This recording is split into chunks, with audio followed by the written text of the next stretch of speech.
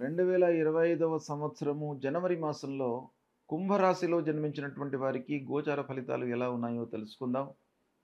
ముందుగా కుంభరాశి వారికి ప్రధానమైనటువంటి గ్రహాలు ఏ స్థానాలలో సంచరిస్తున్నాయి అనే విషయం చూసినట్టయితే, సూర్యుడు 14వ తారీఖు వరకు ఏకాదశ స్థానంలో అనుకూలంగా సంచరిస్తున్నాడు. తదనంతరం ద్వాదశ స్థానంలో సంచరిస్తున్నాడు, అది ప్రతికూలంగా ఉంటుంది. కుజుడు 21వ తారీఖు వరకు 6వ స్థానంలో సంచరిస్తున్నాడు, అనుకూలంగా ఉన్నాడు. తదనంతరం వక్రించి మిథున రాశిలోకి ప్రవేశిస్తున్నాడు, అది పంచమ స్థానం అవుతుంది, ప్రతికూలంగా ఉంటాడు. ఇక బుధుడు దశమ ఏకాదశ ద్వాదశ స్థానాల్లో సంచరిస్తున్నాడు, అనుకూలంగా ఉన్నాడు. గురువు అర్ధాష్టమ స్థానంలో ప్రతికూలంగా ఉన్నాడు. శుక్రుడు ద్వాదశ జన్మస్థానాలలో అనుకూలంగా సంచరిస్తున్నాడు. శనేశ్వరుడు జన్మస్థానంలో ప్రతికూలంగా ఉన్నాడు. రాహువు ద్వితీయ స్థానంలో, కేతు అష్టమ స్థానంలో ప్రతికూలంగా ఉన్నారు. ఈ విధంగా గ్రహస్థితి ఉంది. అయితే ఓవరాల్గా చూసినట్టయితే మిశ్రమ ఫలితాలు కుంభరాశి వారికి ఈ మాసంలో కనబడుతున్నాయి. అయితే ప్రధానమైనటువంటి గ్రహాలు మట్టుకు ప్రతికూలంగా ఉన్నాయి. గురు, శని, రాహువు, కేతువు ప్రతికూలంగా ఉన్నారు. ఈ మాసవారీ ఫలితాలపై, అంటే ఈ మాసానికే మనం రిస్ట్రిక్ట్ అయి ఉన్నట్టయితే, ఈ మాస ఫలితంపై ప్రభావాన్ని చూపించేటువంటి గ్రహాలు కొంతవరకు అనుకూలంగానే ఉన్నాయి. కాబట్టి మిశ్రమ ఫలితాలను మనం ఎక్స్పెక్ట్ చేయవచ్చును ఈ మాసం లోపల. అయితే నిర్ణయాలు మట్టుకు జాగ్రత్తగా తీసుకోవాలి. ప్రధానమైనటువంటి గ్రహాలు ప్రతికూలంగా ఉన్నాయి కాబట్టి మనకు ఎఫర్ట్స్ పెడితే కానీ అనుకూలమైనటువంటి ఫలితాలు ఉండవు. కనుక గుడ్డిగా, బ్లైండ్గా మనం ఏ పని కూడాను ఈ మాసంలో చేయకూడదు. జాగ్రత్తగా నిర్ణయాలు తీసుకోవాలి. తొందరపాటుతో చేసినటువంటి పనులకు వాటి మూలకంగా ఆర్థిక భారము పెరిగేటువంటి అవకాశాలు ఉన్నాయి. వివాహాది శుభకార్య ప్రయత్నాలలో ఆత్మీయులు, బంధువులు, స్నేహితులు సహకరించే అవకాశాలు బాగా గోచరిస్తున్నాయి. అనవసరమైనటువంటి ఆలోచనలతో మనస్తాపానికి గురి అయ్యేటువంటి అవకాశం బాగా ఉంది. కాబట్టి ఆలోచనలను అనవసరమైనవిగా మీరు భావించినట్టయితే వాటిని స్వస్తి పలకడం, పక్కన పెట్టడము చాలా ముఖ్యం. ఇకపోతే వ్యాపారస్తులు, వ్యాపారం బాగానే కొనసాగుతుంది, క్రయ విక్రయాలు బాగానే ఉంటాయి. చేతిలో ఉన్నటువంటి వ్యాపారానికి మట్టుకు ఈ మాసంలో ఇబ్బంది లేదు. వ్యాపారస్తులకు కొత్త వ్యాపారం మట్టుకు మీరు చేపట్టకండి. ప్రధానమైనటువంటి గ్రహాల యొక్క ప్రతికూలత వలన కొత్త వ్యాపారానికి అనుకూలంగా లేదు. చేతిలో ఉన్నటువంటి వ్యాపారానికి మట్టుకు ఇబ్బంది లేదు. ఇక కోర్టు వ్యవహారాలు అనుకూలిస్తాయి. చాలా రోజుల నుంచి పెండింగ్లో ఉన్నటువంటి కేసులు ఒక కొలిక్కి రావడము, ఏదో రకమైనటువంటి తీర్పు, కొంత అందులో తృప్తి, అసంతృప్తి రెండు కూడాను మనకు సమ్మిశ్రితమై ఉండేటువంటి అవకాశాలు ఉన్నాయి. కాబట్టి కొంతవరకు మనకు ముందుకు జరుగుతుంది వ్యవహారము. ఇకపోతే ఇంటి వాతావరణం మీకు బాగానే ఉంటుంది, సంతృప్తిగా ఉంటుంది. పిల్లలతో సఖ్యంగా ఉంటారు. వాళ్ళకు కావలసినటువంటి వస్తువులను కొనుగోలు చేయడంపై మనస్సు నిలుపుతారు. ఇకపోతే భాగస్వాములతో సత్సంబంధాలు పెంచుకోవాలి. భాగస్వాములతో, వ్యాపారస్తులు, పార్ట్నర్స్తో, భార్యాభర్తలు ఒకరినొకరు బాగా అర్థం చేసుకోవడానికి, చాలా మనస్పర్ధలు రావడానికి ఈ నెల లోపల అవకాశాలు ఉన్నాయి. కాబట్టి కొంత జాగ్రత్తగా ఉండండి. ఓవరాల్గా సత్సంబంధాలే ఉన్నప్పటికీ ఏదో ఒక మిషతో, ఏదో ఒక కారణంతో, ఏదో ఒక విషయంతో కొంత మనస్పర్ధలు అప్పుడప్పుడు గోచరిస్తున్నాయి. కాబట్టి దాన్ని అధిగమించడానికి అనవసరమైనటువంటి ఆలోచనలను పక్కన పెట్టండి. ఇక రియల్ ఎస్టేట్ రంగంలో ఉన్నటువంటి వారికి ప్రారంభంలో బాగానే ఉంటుంది. వాహనముల వ్యవహారము, వాహనముల అమ్మకము, కొనడము, ఇలాంటి వ్యవహారాలు చేస్తున్నటువంటి వాళ్ళకు కూడాను అనుకూలంగానే ఉంటుంది. తర్వాత ట్రాన్స్పోర్ట్ బిజినెస్లో ఉన్నటువంటి వారికి ముఖ్యంగా అనుకూలంగా ఉంటుంది.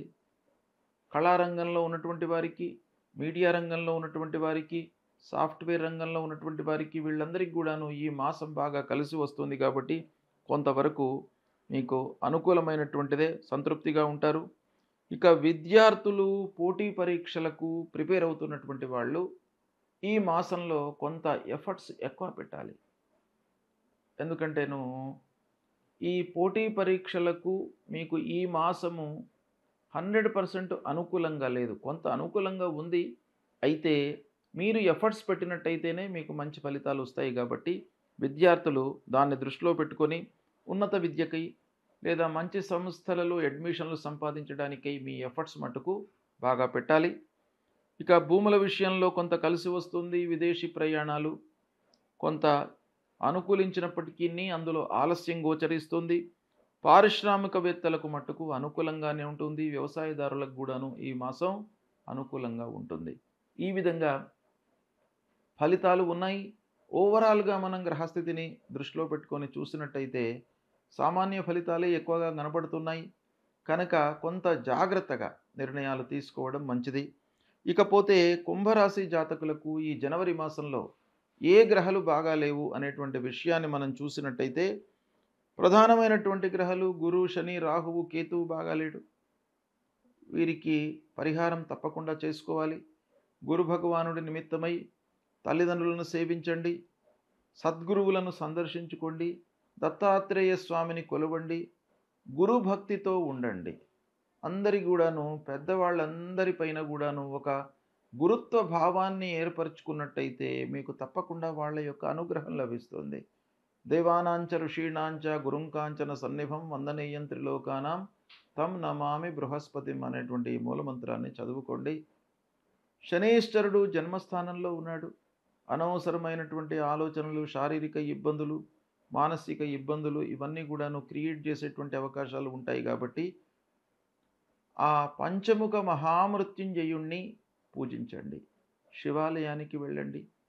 శివాలయానికి వెళ్ళి మీకు మాస శివరాత్రి అనేటువంటిది ప్రతి మాసంలో అమావాస్య ముందర వస్తుంది. ఆ రోజున తప్పకుండా శివాలయానికి వెళ్ళి శివుడికి అభిషేకం చేయండి. పంచామృతాలతో అభిషేకం చేయండి. చెరుకు రసంతో మీరు అభిషేకం చేసినట్టయితే మీకు అభీష్ట కార్యసిద్ధి కలుగుతుంది. కనుక శివాలయానికి వెళ్ళండి. తప్పకుండా మీకు కలిసి వస్తుంది. అమ్మవారిని కొలవండి. విఘ్నేశ్వర స్వామిని కొలవండి. దైవారాధన మూలకంగా మీకు బాగా కలిసి వస్తుంది. పరిహారం జరుగుతుంది. గ్రహాల మూలకంగా ఉద్భవించేటువంటి దుష్ప్రభావం దూరమైపోయి మంచి ఫలితాలను పొందేటువంటి అవకాశాలు ఉంటాయి. శుభం. ఈ జనవరి మాసంలో మకర సంక్రాంతి ప్రవేశమవుతుంది. ఇది పెద్ద పర్వకాలం. సంక్రాంతి మేష సంక్రమణ మొదలుకొని మీన సంక్రమణ వరకు అంటే ప్రతి నెలకు సూర్యభగవానుడు ఒక రాశి నుంచి ఇంకో రాశికి ప్రవేశిస్తాడు. అందులో మకర రాశిలోకి ప్రవేశించడము అనేటువంటిది చాలా గొప్ప సంక్రాంతి కాబట్టి ఈ సంక్రాంతి పండుగ 14వ తారీఖున 14 జనవరి 2025 రోజున ఉదయం సూర్యభగవానుడు 8:54 మకర రాశిలోకి ప్రవేశిస్తున్నాడు. కనుక ఈ మకర రాశి ప్రవేశించినది మొదలుకొని 6 మాసాల వరకు ఉత్తరాయణంగా మనం పరిగణిస్తాం. అంటే ఈ ఉత్తరాయణం అనేటువంటిది దేవతలకు దివాభాగం, రాక్షసులకు రాత్రి భాగం. కనుక ఈ ఉత్తరాయణం ప్రారంభమైన తర్వాత మంచి పనులు చేసుకోవడానికి, శుభకార్యాలు చేసుకోవడానికి అత్యుత్తమమైనటువంటి పర్వకాలంగా మనకు శాస్త్రాలు చెప్తున్నాయి. గనక ఈ మకర సంక్రాంతి రోజున మనము ఏం చేయాలి అనేటువంటి విషయాన్ని మనం చూసినట్టయితే ఈ సమయం లోపల ఏ సమయము ప్రవేశమైనది మొదలుకొని అంటే ఉదయం 14వ తారీఖు నాడు 8:54 మకరానికి సూర్యభగవానుడు ప్రవేశిస్తున్నాడు. అది మొదలుకొని సాయంత్రం 4:54 వరకు సంక్రాంతి పుణ్యకాలం అనేటువంటిది ఉంటుంది. ఈ పుణ్యకాలం లోపల మనం ఏం చేయాలి అనంటే స్నాన దాన జప పితృదేవతలకు తర్పణాలు చేసుకోవాలి. అంటే స్నానం, నదీ స్నానం చేయడము, లేదా తీర్థ స్నానం చేయడము, సముద్ర స్నానం చేయడము, లేదా మనకు మహానదులకు వెళ్ళి స్నానం చేయడం అనేటువంటిది ఈ మకర సంక్రాంతి రోజున చాలా ఉత్తమమైనటువంటిది. తర్వాత మనకు తోచిన రీతిగా దానం చేసుకోవాలి. అంటే ఈ పర్వకాల సమయం లోపల మనం ఏదైతే దానం చేస్తామో అది అక్షయ్యమైనటువంటి పుణ్యఫలాన్ని ఇస్తుంది. అంటే మామూలు రోజులలో దానం చేయడం వేరు, పర్వకాలంలో దానం చేయడం వేరు.